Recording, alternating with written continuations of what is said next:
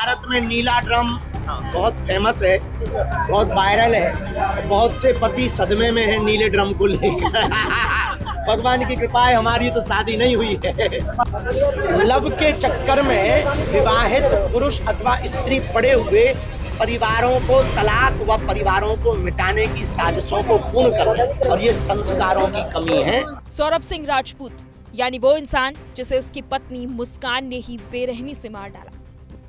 मुस्कान ने अपने आशिक साहिल के साथ मिलकर सौरभ के 15 टुकड़े किए, फिर उन टुकड़ों को सीमेंट में मिलाकर नीले रंग के ड्रम में सील कर दिया।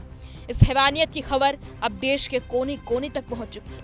अब यही नीला रंग का ड्रम दहशत का कारण बन चुका है, और अब इस नीले ड्रम की चर्चा बागेश्वर धाम तक पहुंच चुकी है। ये नीला ड्रम कितना वायरल है, ये तो आप धीरेन्द्र कृष्ण शास्त्री के बयान से समझ ही गए होंगे। दरअसल बागेश्वर धाम के पीठाधीश्वर पंडित धीरेन्द्र कृष्ण शास्त्री ने मेरठ के सौरभ हत्याकांड पर अपनी प्रतिक्रिया दी है। साथ ही इस दौरान उन्होंने अपनी शादी का भी जिक्र कर दिया है।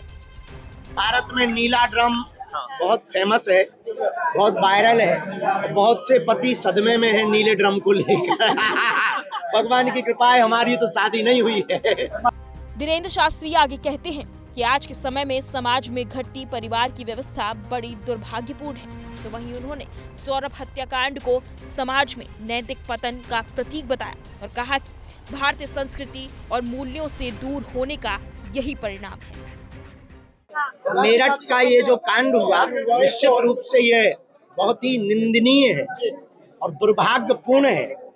वर्तमान समाज में घटते हुए परिवार की व्यवस्था, पाश्चात्य संस्कृति का आगमन और लव के चक्कर में विवाहित पुरुष अथवा स्त्री पड़े हुए परिवारों को तलाक व परिवारों को मिटाने की साजिशों को पूर्ण कर रहे हैं। हम यही चाहते हैं कि अपने जीवन काल में एक ही एंट्री होनी चाहिए, और ये संस्कारों की कमी है। धीरेन्द्र कृष्ण शास्त्री ने देश में हो रही तलाक और समाज में बढ़ रही ऐसी घटनाओं को संस्कारों की कमी बताया। उनका कहना है कि जो भी ऐसे काम कर रहे हैं उनके पालन पोषण में कमी है, इसलिए देश के हर व्यक्ति को रामचरितमानस का आधार लेना चाहिए। जिनकी भी बेटी या जिनका भी बेटा इस प्रकार का कृत्य कर रहा है, उनके पालन पोषण की कमी है। इसलिए संस्कारवान परिवार बनाने के लिए प्रत्येक भारतीयों को रामचरितमानस का आधार लेना आवश्यक है। आपको बता दें कि सौरभ हत्याकांड के मुख्य आरोपी मुस्कान और साहिल जेल में हैं और अपने गुनाहों को भी कबूल कर चुके हैं, मगर इस केस की गुत्थी अब भी सुलझी नहीं है। आए दिन एक के बाद एक खुलासे हो रहे हैं।